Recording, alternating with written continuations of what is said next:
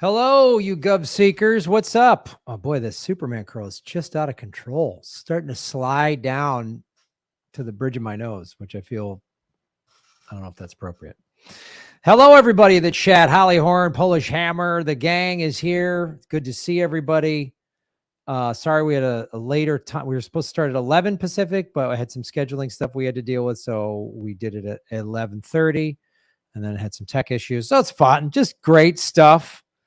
Thank you everybody for watching on Rockfin and Meta, one of the other corrupt social media platforms.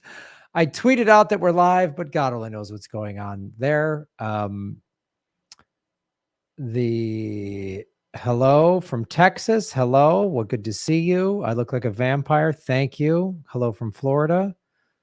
That's my goal, is to look like a vampire. Always been my goal. And that's what hopefully tonight's show tonight. I don't know what I'm talking about. Anyway, show has started. Hello, everybody. Like, share, subscribe. Send this out on your social media. Or whatever tech platform run by unelected billionaires you use. Holly is our moderator. Has Granny Petrol waited in North? No, she had. I got to bring with more of the characters. I miss doing Granny and Darien. I think I'm gonna just do those more. They're more fun.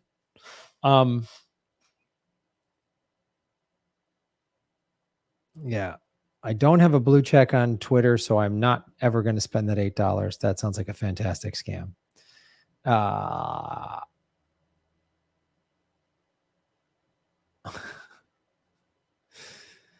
All right, let's start it, guys. Here we go.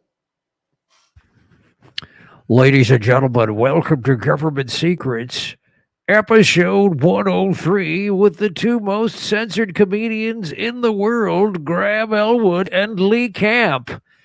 That's all I got. I only got one gun. A single pew. A single shot. It's more of a musket. It was just a musket. Now people are going to cross out the other half of the shirt. Just pew. Single pew. That's it. That's all we got. I like the person in the chat, Natalie, who said she closed her eyes and then was startled when it started. That's a horrifying dream. Just like, oh God, Graham talking about his hair. Oh shit. Oh God. Oh God. That's how I want this show, anything I do online, to just be startling and off-putting and kind of nightmarish. That's my goal. Yeah, I think we're getting there. I think we are too. I mean, I'm excited for episode 103. Lee, are you? Are we sure that's the number?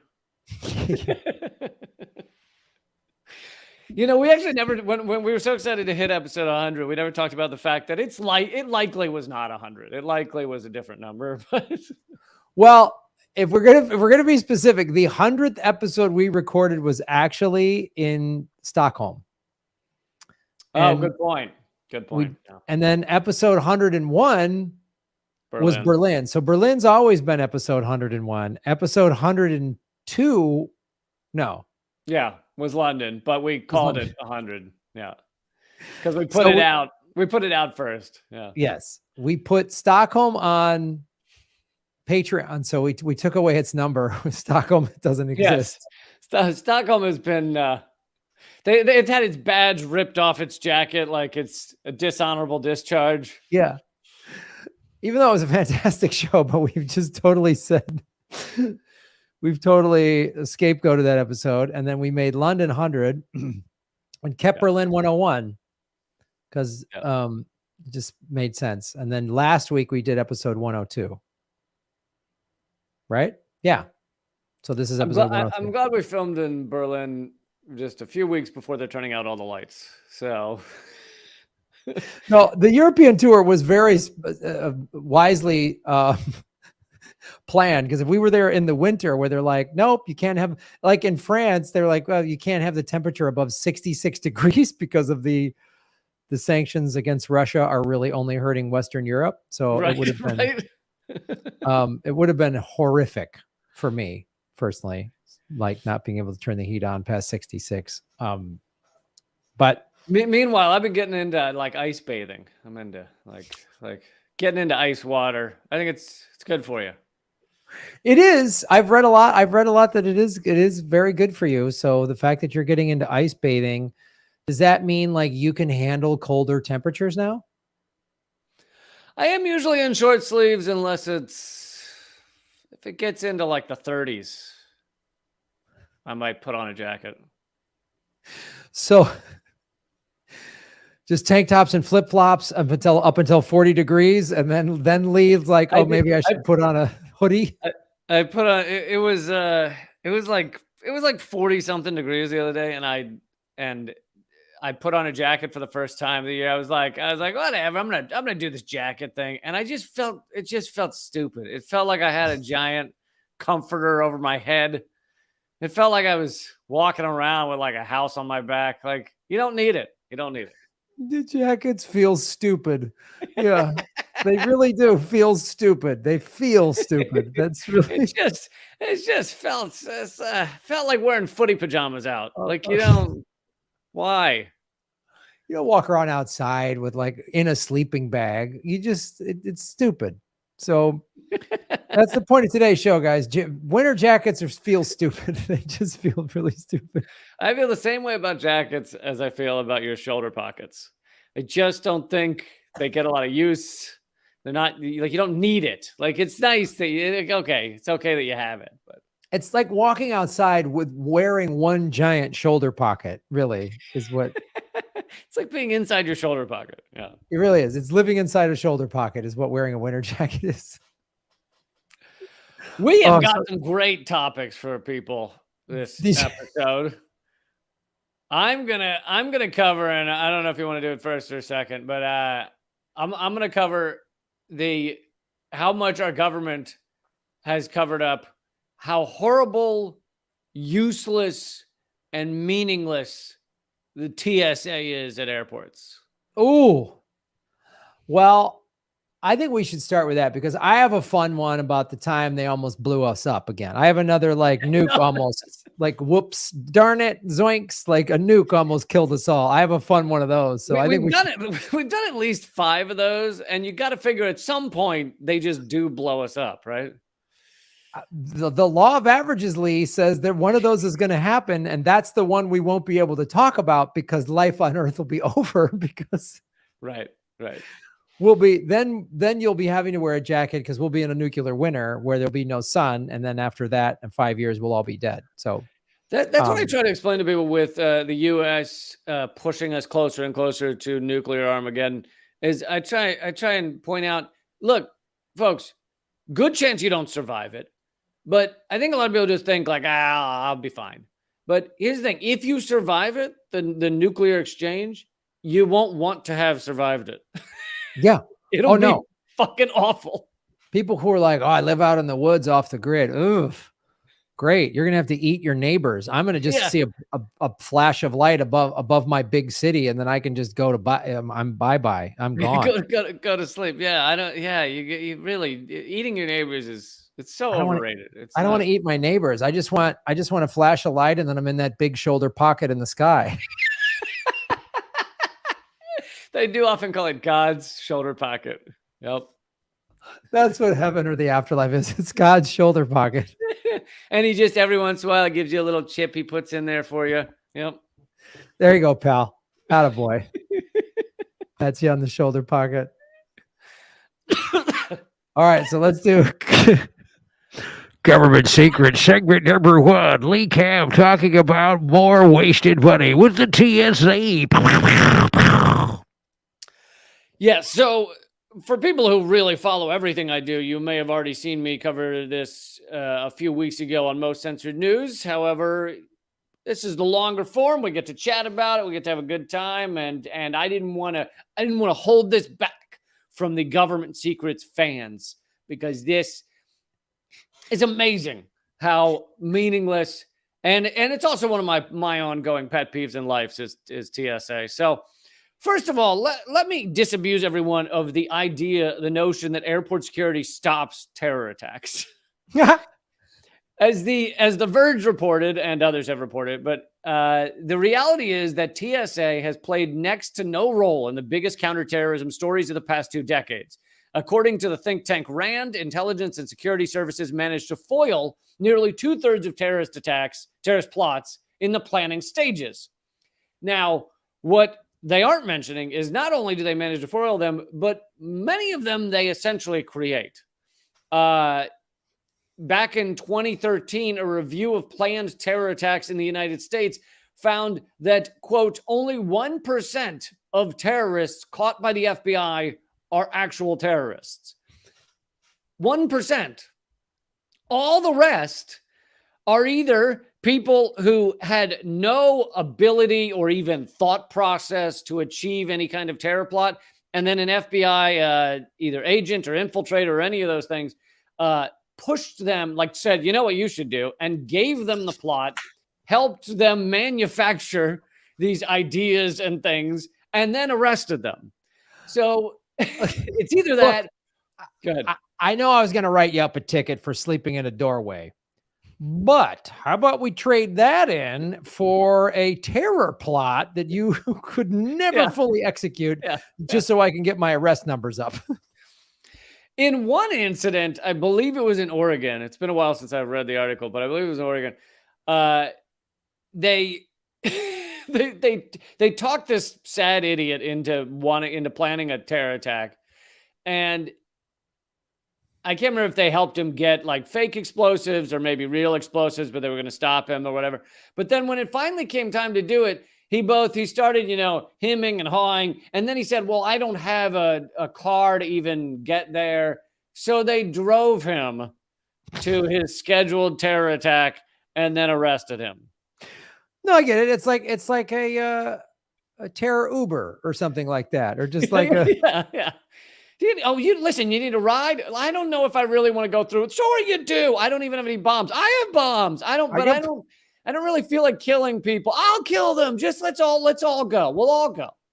I hate for you to just sit home alone and not commit horrifying crimes when I can, and look, we just got this zip car that they use just for terrorists. It's got bombs in it and it's everything like that. You just use it for like an hour or two. It's great. There's an app.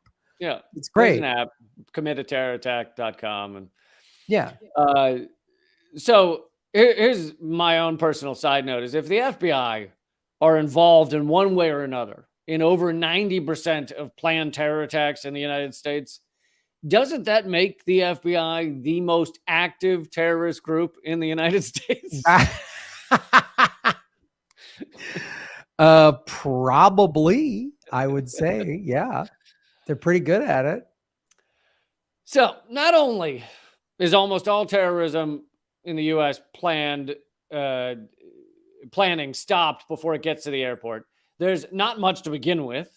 On top of that, the main thing that actually stops any 9/11 like event happening again is strong locking cockpit doors.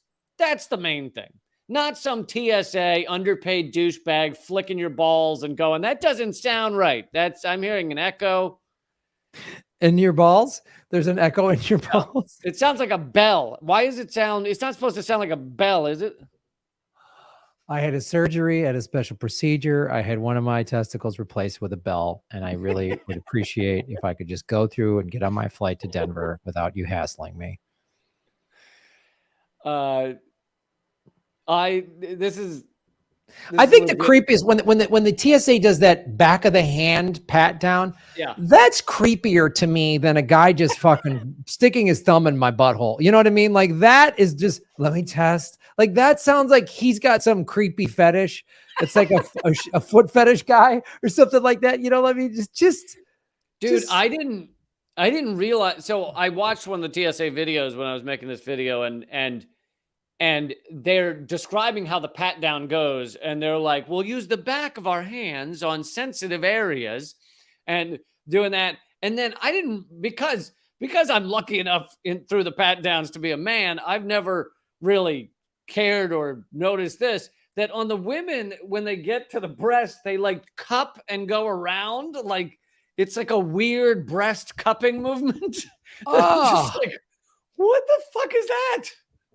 God, it's so creepy. It's just like, let me touch you. And with TSA protocol, like it seems like a creepy, like that guy in Silence of the Lambs that like wanted you to put lotion on your skin before, you know what I mean? It just feels that like, Dude, it is super creepy.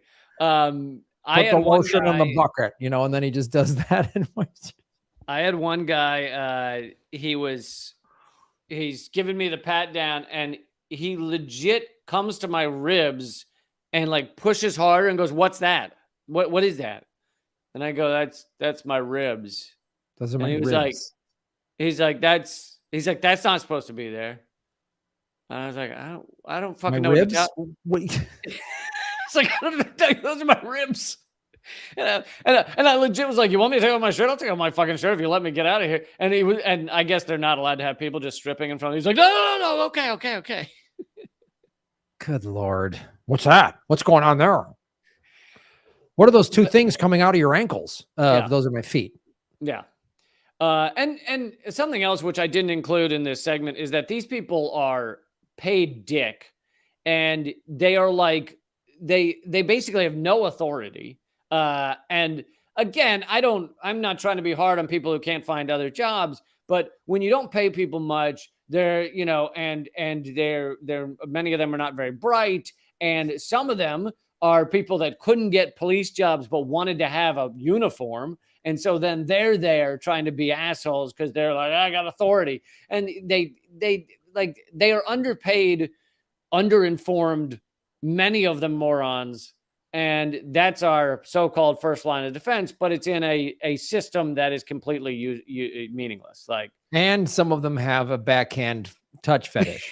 and there's many fetishes that I'm sure go on. So we've spent billions and given away all of our rights. Apparently, the right to not have a finger up your butt on the way to a flight to Florida. But it gets even more interesting when mathematically you can look at TSA. And so actuaries measure the cost effectiveness of an intervention for safety. Like they can actually measure it.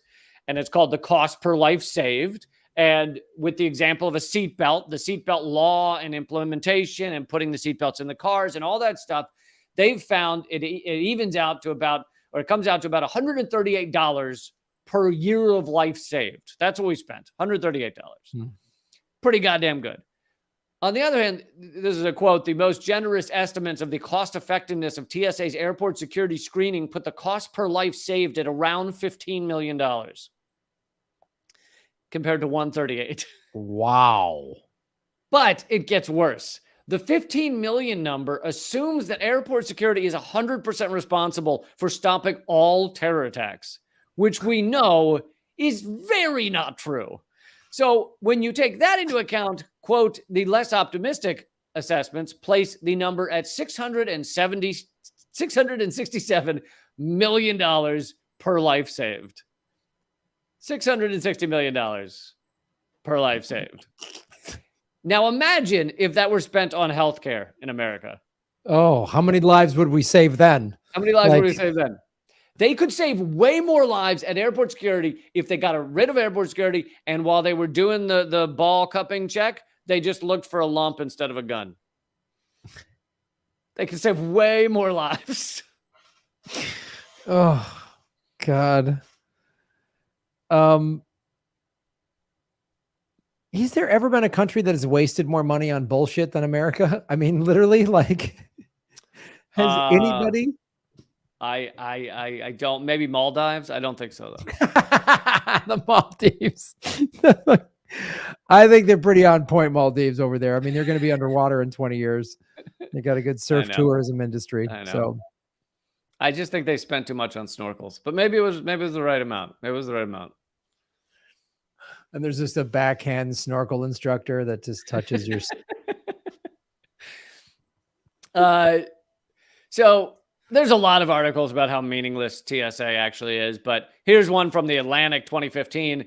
The TSA doesn't work and never has. And in it, they quote an ABC News investigation that found An internal investigation of the TSA revealed security failures at dozens of the nation's busiest airports, where undercover investigators were able to smuggle mock explosives or ban weapons through checkpoints in 95% of trials.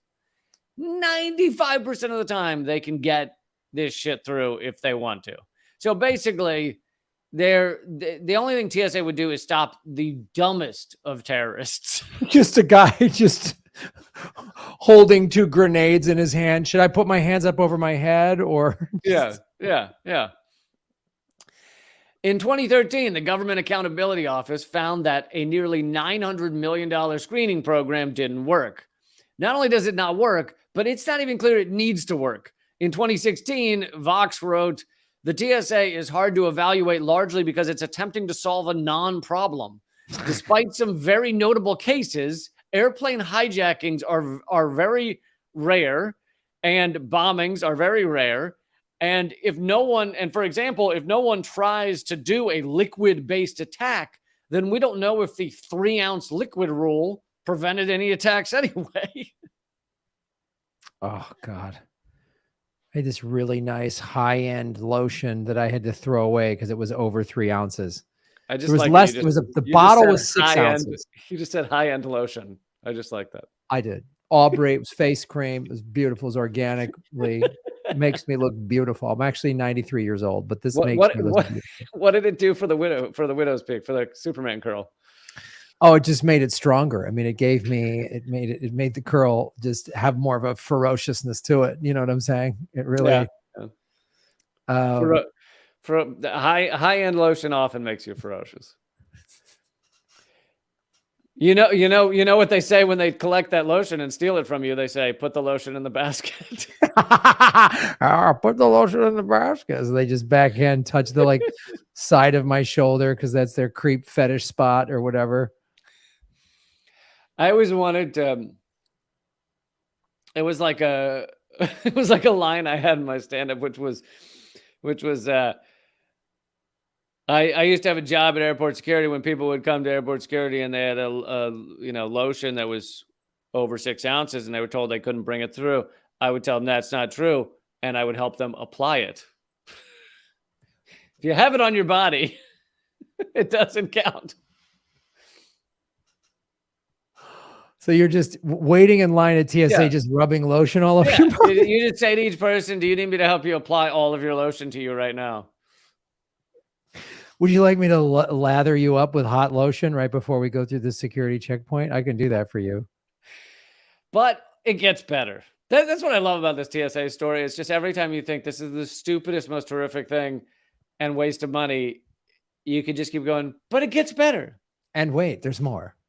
So we have a multi-billion-dollar program for 20 years that's not keeping people safe and doesn't seem to matter at all, and also is abusing their employees on top of that. But on top of all that, it also sexually assaults us. In 2017, TSA's new quote-unquote pat-downs were so invasive that airports preemptively were warning police departments, calling up police departments, and telling them to expect sexual assault claims. They instituted rules they knew would evoke claims of sexual assault. And so they called the police stations to say, hey, when people call you and tell you we're assaulting them, just ignore those. Wow. I mean, that's incredible to just be like that. We know we're about to assault everyone. Jesus. And then, of course, there's the fact that TSA is also racist. A 2019 Government Accountability Office study found that airport security officers were responsible for more than 1,000 incidents of potential discrimination and unprofessional conduct that involved race over a 2-year period. Sure, that's a small proportion of the 800 million travelers screened every year, but not every incident gets reported. Yeah, not only does not every incident get reported, that is probably such a tiny, tiny sampling of the incidents that actually happen because A, people don't report them because they don't think anything will happen, which nothing does happen. B, people don't report them because they don't want to fucking spend hours sitting on hold with a government office. And C, unfortunately in America, I would imagine that a lot of Black and Muslim people, etc., are probably used to this bullshit And so they don't report it because Right. that's their life. Yeah, they just go, oh, here we go. Yeah. They just go, oh, yeah, of course, I'm secondary screening. Yeah, absolutely. I dated a woman that was half Pakistani, and she was like 5 foot tall, like teeny petite little woman. She'd get pulled aside when we travel almost every time for secondary screening. Every time. Like just well-dressed, attractive woman, like wearing nice clothes. It was unreal. It was like, and she did that too. She'd be like, great. You know, she just knew it was going to happen to her. Yeah. And, they always, I think they still say it. They would always go, it's a random secondary screening. It's just random. And so they'd always have it was like 10, Black and Hispanic and Muslim guys, and then like one 80-year-old white woman, so that they could point to her and go, look, it's random. Yeah. Yeah. Since I started doing this show, I've been getting pulled aside for more random searches. Have you? Yeah. So, and of course, those people who report this stuff to the Government Accountability Office, nothing gets done, nothing matters. And of course it doesn't, because our government, like being racist, humiliating trans people, disabled people, non-white people, grabbing the crotches of every third person, like it's all a sign of control. It's all in a good day's work for our government. I don't think our government would find that troublesome really at all. But it's kind of hilarious that in the era of Me Too and the era of Black Lives Matter, where we as a society are supposed to be coming to terms with these things, addressing these things, acting like these things are not okay, we have a government agency whose job is to be racist, serial sexual assaulters. Yeah. Like their stated job. That's their job. And be ineffective at their primary job, which is stopping terrorism and everything. Like they're ineffective. It's not even, you can't even say, well, look at all the plane, they stopped all these really gnarly, 9/11 style hijackings. No, they haven't. No. So there's not even, you can't even point to like, well, it's a necessary evil. No, it's not. Not in the least. And when asked if they've stopped any big hijackings, they say, oh, we don't comment on things events we've stopped or whatever. But one of the articles makes a good point that that's bullshit, because when they stop like a bunch of cocaine or other stuff like that, they do a fucking press release. They dance up and down. It's a whole thing. Like, so there's the table of drugs that they put out and the guns and everything. They always have that big table they put out. Yeah. Not with terrorism. And so here's the last part. On top of all that, the TSA also just has their moments where they're fucking bizarre, such as the time a family brought a corpse through the airport. This happened this year. Apparently, the corpse the woman had been alive when she got her ticket, her boarding pass, but had died between there and airport security check. So they wheel her up, and they wanted to still get her back to their home countries or whatever. So they wheel her up to TSA. TSA realizes we're dealing with a dead person here. And ultimately, they stood her up, patted her down, and cleared her to fly. Not because they thought she was alive, but because they had said, well, just because she's a corpse doesn't mean we can get in her way of her travels. We remember Weekend at Bernie's, the terrorist plot, Weekend at Bernie's 3, where they stuffed him full of dynamite and C4 or whatever and took him through security. So that's a real legit thing. God, this kid's so stupid. Yep.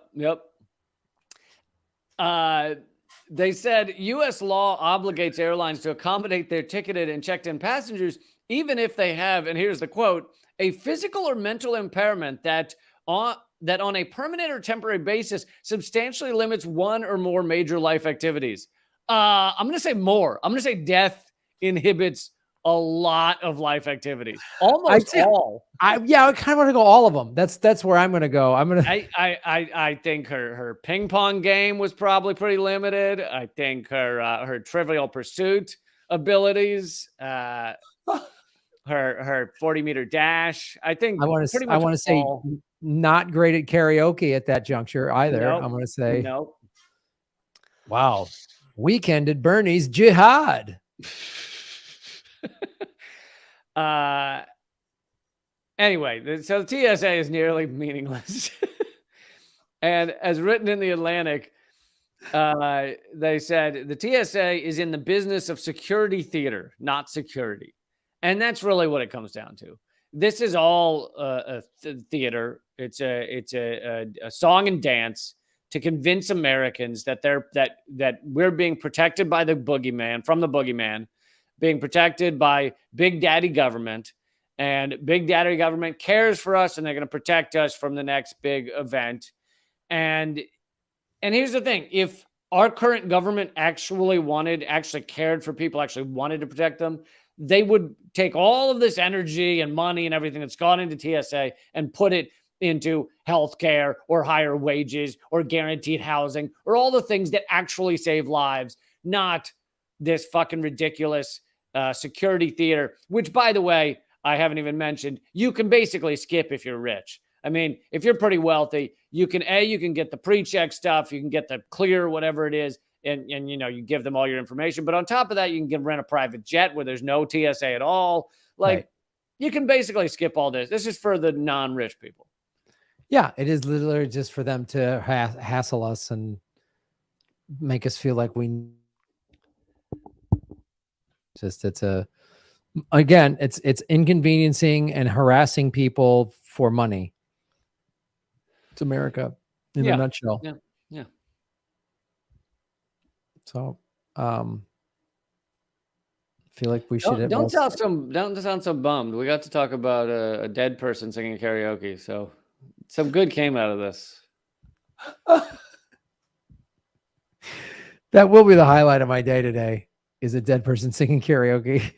So, government secret segment number 1, dead people singing karaoke for the TSA. Bow, bow, bow. All right, let's do segment number 2, Lee Camp. This is one of my favorite subjects, is how our government almost kills us. So this is the title of the article. And you said it to me going, Graham, I know you like talking about this stuff. Yeah. I was like, this is your thing. This is your alley, buddy. It's in Texas history. It was in Texas Monthly. Here's the title of the article. Remember that time a nuclear weapons bunker blew up in San Antonio? So, in 1963, Lackland Air Force Base experienced a cataclysmic explosion. People thought World War III had started, and today it's almost completely forgotten. That's why we like talking about it, because we don't talk about crazy conspiracies. We talk about stuff that actually happened, and why isn't this discussed? Right. So part of the reason, and I'm just going to surmise this before we even get into the article, part of the reason why, to just give them a little benefit of the doubt, is the date. November 13th, 1963. So 9 days later, the CIA killed Kennedy. So that was taking up a lot of people's, that was the focus on Kennedy. The thing that got me demonetized was talking about that, and Epstein, of course. But so, yeah, to give them a little bit of credit for just a hair, but not giving credit for the fact that they blew up an atomic bunker. So in November 13th, 1963, a convoy flanked by blue Air Force police cars with flashing lights turned off the tarmac at Kelly Air Force Base, southwest of downtown San Antonio. And it wound its way across Interstate 410 into the neighboring Lackland Air Force Base's Medina Annex, slowly passing a neighborhood made up of new ranch homes. So in keeping with the TSA is there for your safety, so's our military and our government. The Air Force cares about your safety so much that they're going to roll a truck full of nukes through your neighborhood. Yep. At the center of the convoy, an ungainly vehicle called a straddle carrier, whose driver sat in a cab high above the roadway, had previous cargo slung between its four-wheeled legs. Had precious cargo slung between its four-wheeled legs. The vehicle resembled a giant spider protecting its eggs. The convoy drove into Sight King, a secret area in Medina, where about 100 humpback rectangular bunkers made of fortified steel and concrete, known as igloos, each roughly the size of 4 two-car garages, served as one of the country's largest nuclear weapons installations, right by a neighborhood. That makes me feel safe. The security was required because the convoy was transporting the explosive mechanisms of partially dismantled Mark 7 nuclear warheads. Partially dismantled leaves some questions to be answered. I mean, to get them fully dismantled, Lee, that's a lot of rigmarole. You know what I mean? We'd have to have more money to do that. We just don't have the money. I can partially dismantle it, but I mean, sounds like the Air Force is just some like plumber that doesn't want to take on a big job, I mean, I can repipe the whole house, but I mean, that'll take a week, 2 weeks. I mean, or I can just snake this drain and we move on, Yeah. But here's the good side. If I just partially dismantle it, if it goes off, it'll just partially kill everyone. Exactly. So, that's the great thing about partially dismantled. Yeah. It'll just partially wipe out a neighborhood. Right. So technicians had removed the pits of the radioactive fissile material from the warheads, leaving behind a round metallic shell. We lost Graham to laughter. All right, let's do multiple choice on what was left behind.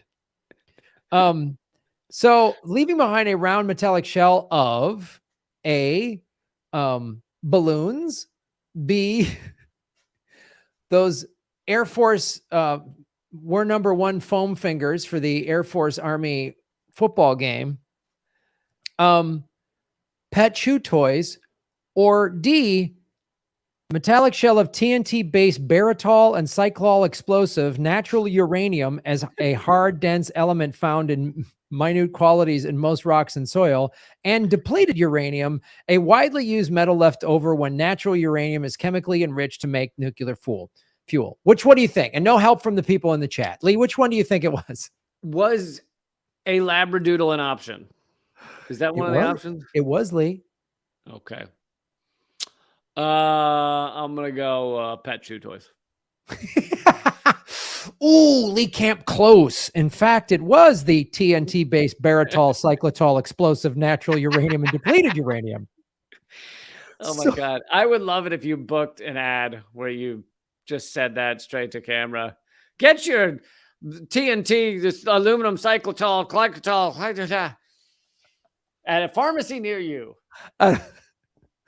Made right here in San Antonio, Texas. These spheres with all of this fun material that similar to a chew toy for a pet. Each of these spheres was roughly the size of a beach ball, were studded with detonators. Again, so the partial dismemberment, you think they would take off maybe the detonators? I mean, Lee, you know how much extra work that is? I mean, these guys going to overtime. I mean, we're really going to run it up the cost here. I mean, if you think about it, Lee, all right, you've got a couple of beach balls filled with cyclotol and TNT and depleted and partially depleted uranium and detonators surrounding it. What's the worst that could happen? What's the worst that could happen? I always say that. I don't know what could go wrong. I don't know. I'll tell you what. So here's what I did. You guys don't have the money to pay me for a full day. So I just partially dismembered this thing. I left only the nuclear core and the detonators. Whatever you do, don't take off the detonators, because then it's, then it could be too safe. You want people on edge a little bit, keeps them on their toes. You know what I mean? It's like a big game. If it's just a scrimmage, nobody's playing hard. You know what I mean? Keeps them on their toes, except my friend Jimmy. He blew off his toes in an accident, but in general, keeps them on their toes. So this is where the geniuses, the brain trust that really care about American safety and their own their own airmen's safeties. So again, these beach balls packed full of explosives were studded with detonators that, if a bomb were fully armed and triggered, would initiate a nuclear explosion up to 4 times more powerful than the one had destroyed Hiroshima 18 years earlier. Without the fissile material, these warheads wouldn't do anything like that. But even so, the explosives left behind would pack a mighty punch if they were ignited. Good. So it's like, we weren't going to do a Hiroshima, but we left around just enough TNT and whatever else to. All right. So on this day at Igloo 572, the spheres, each weighing hundreds of pounds each, were loaded on a steel pallet, carefully placed. Now, come on, you can't use the word carefully in this article. We carefully put nuclear material with the detonators on that truck that is now going to go down Arizona roadways. So it was carefully placed on a hydraulic lift, moved past the pair of 10-foot tall, 2,000-pound steel doors, and hauled into the dim interior. The igloo was nearly full of spheres, 209 of them, of these TNT-packed spheres with detonators on the outside. Nice. Again, I don't see any problems here. I don't know what could go wrong. Do you think maybe we should split these up into 2 trucks of 100, or maybe 100 trucks of 1? No. That would just slow things down. I mean, whatever you do, don't make them completely safe. Make them kind of dangerous and stack them in a. Yeah. Well, I'm carrying a load of nuclear material with detonators, and then Twinkies. I'm also delivering some Twinkies across the country here. Oh, Jesus. They stacked along the floor and divided by a narrow aisle down the center. They were, in essence, one gigantic bomb. You think? You think so? Packing them all in one place? Yeah, because here's the funny thing about nuclear bombs. If you pack 209 of them in a truck and one goes off, I think they all go off. I don't know if you just have the one. The guys working like those roadside firework trucks, are doing a better job with safety protocol than these assholes. Yep. So, and of course they hired civilian contractors.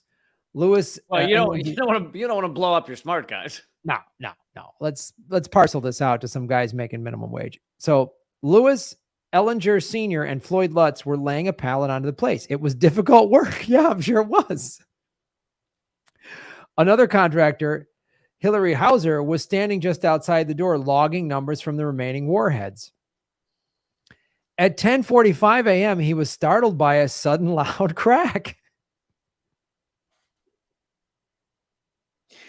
that came from within the igloo. And then saw Lutz and Ellinger heading toward him. They ran out of the igloo.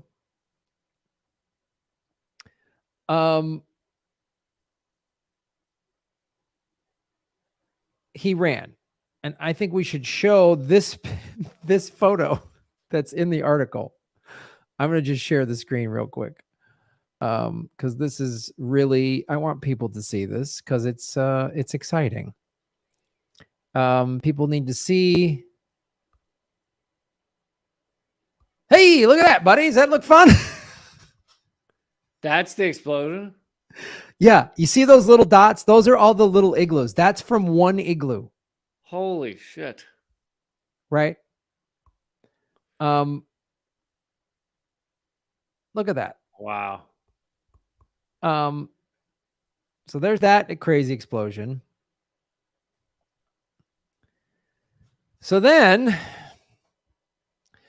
they talk about the kids who lived near the Lackland Medina Annex in the early 60s. It was a lot of the kids said it was pretty carefree back then. The Air Force buses took the kids to Lackland Elementary School. In the afternoon, the same buses would bring them back, and they'd roller skate by the park and go to the snack bar and this and that. And because the community was integrated, like all the military places, you had black kids and white kids playing together in a way that was very uncommon. Everybody was just getting along together. On trips to San Antonio, the kids would gawk at the whites only signs. Like, oh man, it was this really nice sort of environment that was sort of insulated. They were insulated not just from the outside world, where they still obviously had segregation and Jim Crow laws in Texas, but on the purpose of this horrifying base. Many of the people knew that had something to do with nuclear weapons, but didn't think much about it. So the Site King's 88 acres were surrounded by 3 concentric rings of chain link fence topped with barbed wire, and canine units and armed guards patrolled the grounds. For some Air Force kids, all that seemed to promise high adventure. Oh, wow. Right? Yep. We got to get in there. This thing's fun, and some of the kids talked about they would try to sneak under the fence to see what was on there. We just go under the fence, recalled Floyd Smith, who grew up on the base at the time, but they never made it all the way to the site's King Center, right? So over the span of 6 decades, memories have faltered and blurred, and the question of why one of the warhead assemblies in Igloo 572 sparked off remains frustratingly unanswered. It seems likely that the detonator was accidentally bumped and then ignited. What? How could that ever happen? We put all these oily rags in the same storage facility as the bottle rockets, and I don't know how something bad would happen. Something bad happened. Oh, and that's where we would also tell all the soldiers that was this place to go smoke, was right in that area. And I don't know how those 3 things became bad together. This might be crazy to ask this, but why do we need this many bombs, and why did we have to store them out in this? Lee, don't ask questions like that. There was a kids playing in a park nearby.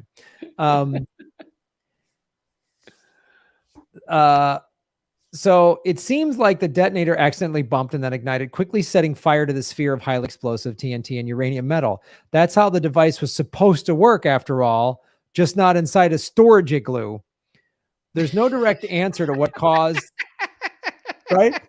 I love that line because it's like the bomb explodes, takes like a military base with it, and then the guy who designed it goes, "Well, that's how it was supposed to work. It did. It actually did great.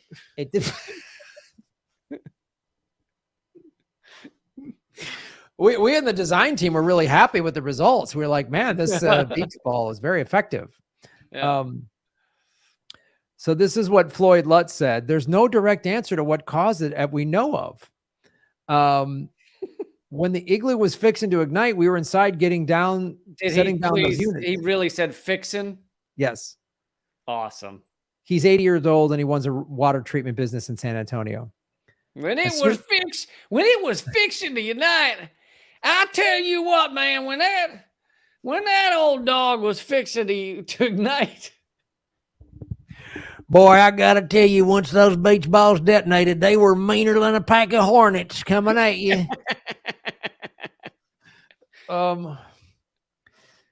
So as soon as the loud crack, Ellinger scampered through the open doorway, and the fire started, so we hauled ass, one of the guys, Lutz, explained. They didn't have to tell me to run, said Hauser. They went one way, I went down the other.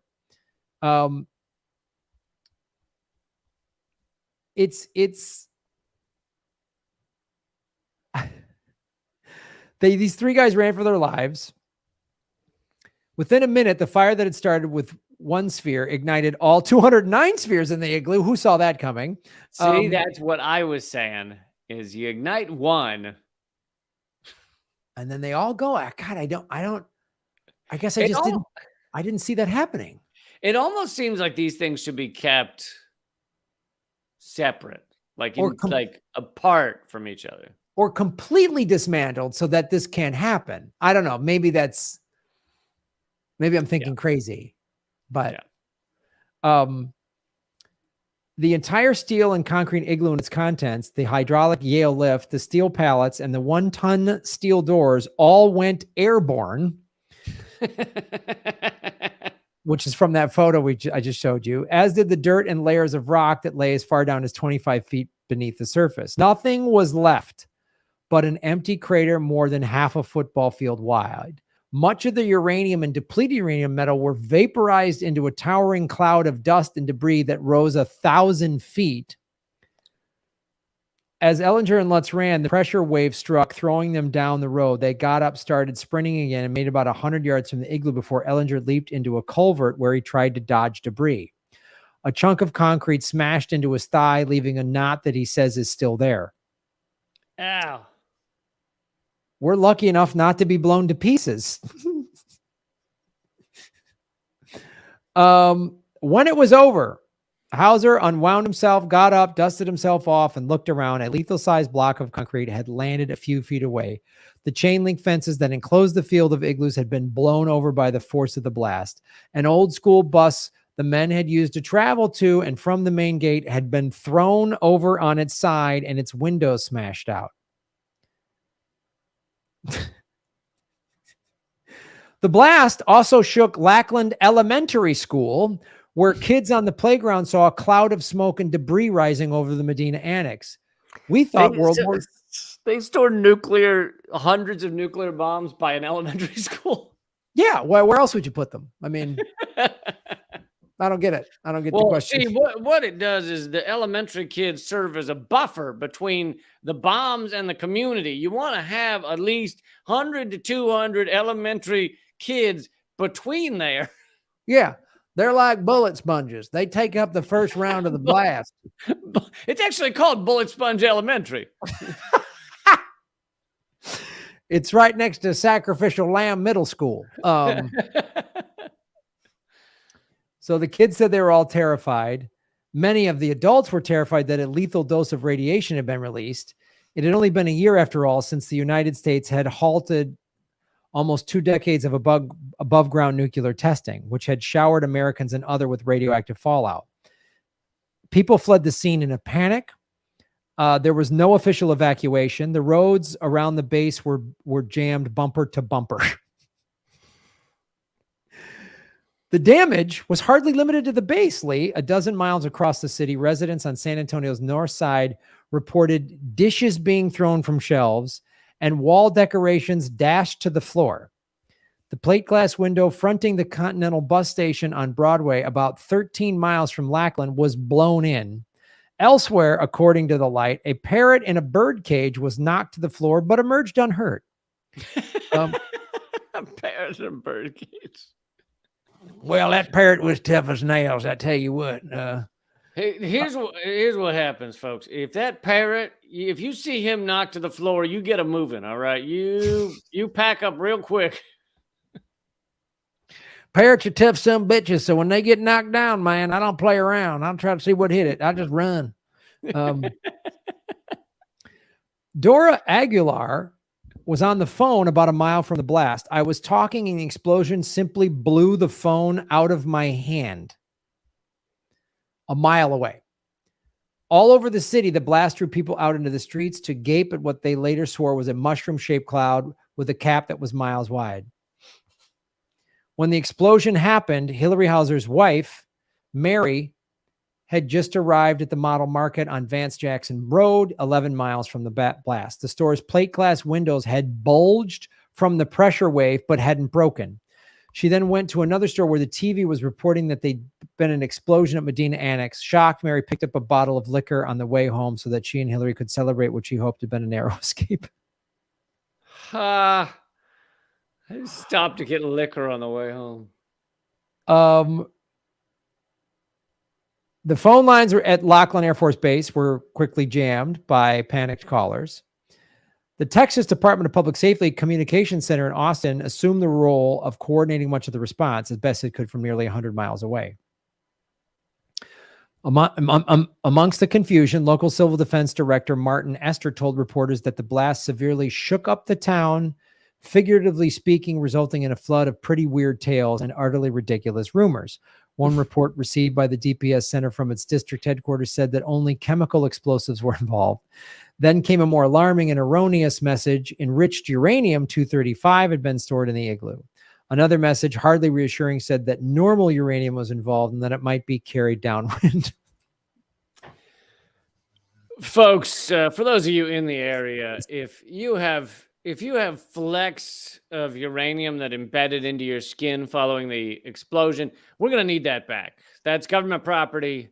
So if you could bring any uranium lodged in your epidermis, that would help us out. And look, it's being taken downwind, so don't worry about it.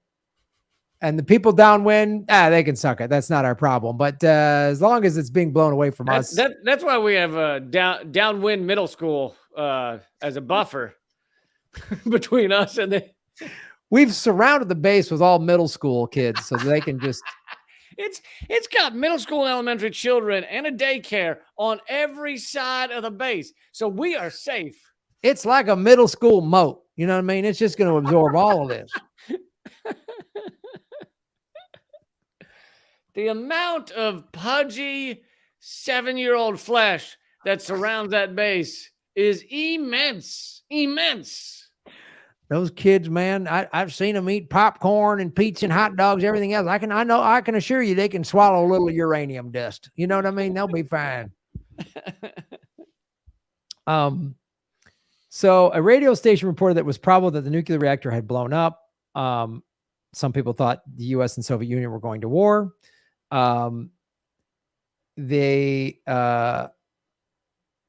They were not.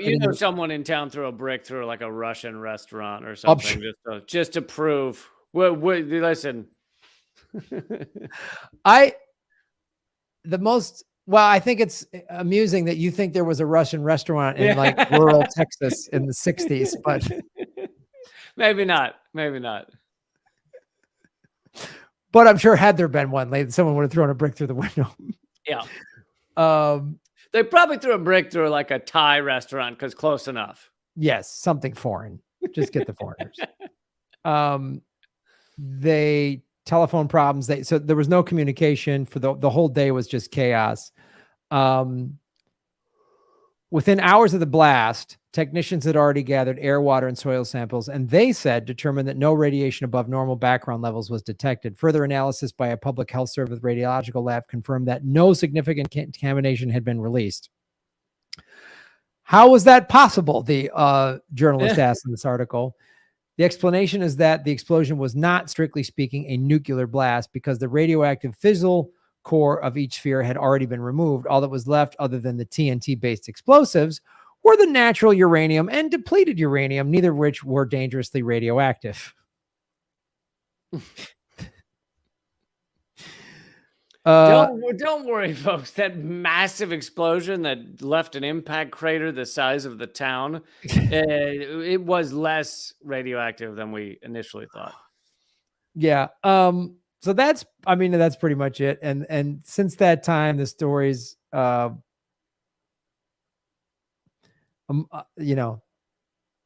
that's, and a lot of it, like the kids that were at that school and the people in the neighborhood, this actually got lost under the assassination. And then there was race riots and then Vietnam. So it just kind of got lost in terms of how significant it was.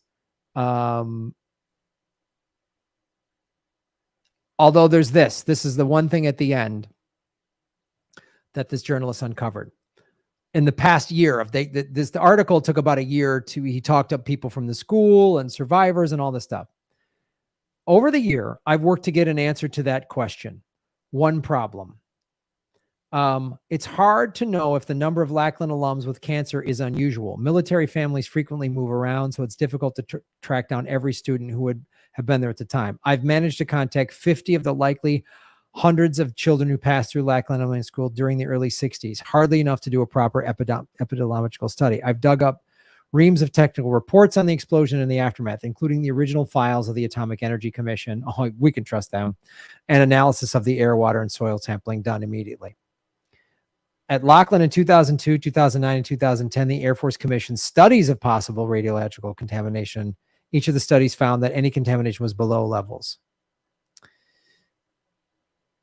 So, still, even if there was no epidemiological significance to the explosion, the violent destruction of nuclear weapon bunker in a major city is the sort of historical event that one would think would live on in Texas memories. So here's the thing that I conclude, I mean, in reading this,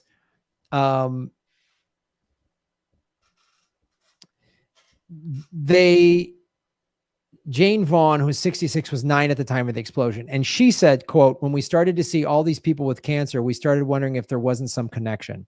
And then the journalist, as I just read, goes on to say they couldn't quite find because people were moving around, but I find it hard to believe that there wasn't some spike in cancer and health causes as a result of that. I just personally find that hard to believe.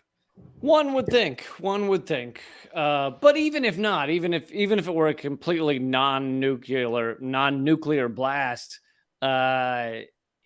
it's just sheer luck that you didn't have thousands of people killed. Yeah. So it's not like it should just be shrugged off. Hey, we just blew up a fucking, football field with a giant impact crater. Let's move on with our day. No one got hurt. Yeah. It's several classmates have died. They had brain tumors and stuff like that. But anyway, so it might be hard to draw direct lines, but I'm sure they had something about, but like you say, it blew up and they just pretended like, and it was just one of these typical of these stories. It's a horrible idea from the jump. Like it's just bad. There's no, it's not like a mistake happened. It's like, this is a horrible plan and we're going to make it worse. So let's follow through on this horrible plan. That's pretty much. So that's San Antonio getting blown up by the Air Force. Government secrets. All right, everybody. We are headed to patreon.com/government secrets. And we will be doing an extra segment over there for everybody who's a member. So come join us. Yes, go on over to to patreon.com/government secrets. We'll do an extra segment. It'll start in just a couple minutes from now. And then, follow my stuff, watch my show, Political Vigilante, on my YouTube channel and go to grandmalwood.com. I'll have some tour dates coming up. I finished my comedy special. It's edited, done. I'm shopping it around. So hopefully I'll be announcing soon that it's on one of the streaming services. Lee, where can people watch and follow all of your fun stuff? LeeCamp.net is where all my stuff is. And also I do a show now with Mint Press. You can find that on Mint Press's YouTube as well as on their site. And I'm now doing an hour interview show every week. We just had Chris Hedges on. We have Stephen Donziger tomorrow. So check that out at Mint Press and LeeCamp.net. All right, everybody. You've been listening to Government Secrets episode 103. Book it. Beep, beep. All right, man. See you over there. You got it, buddy. Thanks, everybody, for watching. We appreciate it. Go on over to patreon.com/government secrets. Thanks, everybody. Thank you, Holly, and everyone in the chat. We'll see you soon.